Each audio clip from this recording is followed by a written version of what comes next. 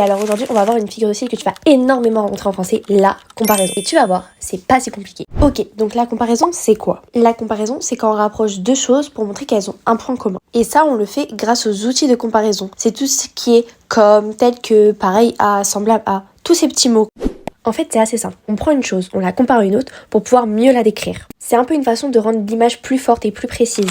Ok, prenons un exemple. Si je dis « ses yeux verts ressemblaient à de pures émeraudes ». Là, ici, ce qu'on décrit, c'est les yeux verts. Et ces yeux verts, ils sont comparés à quoi? Ils sont comparés à des émeraudes. Et ça, grâce à quoi? Grâce à l'outil de comparaison. Et ici, c'est « ressembler à ». Ok, c'est bien, je sais que c'est une comparaison, mais maintenant, on va aller plus loin. Pourquoi des émeraudes et pas un autre truc? Une émeraude, c'est une pierre précieuse, brillante, rare, d'un vert intense. Cette comparaison, du coup, elle permet de mettre en valeur l'éclat, la beauté et la richesse du regard. Quand je dis ça, je dis pas seulement que les yeux sont verts, je les rends plus précieux et fascinants.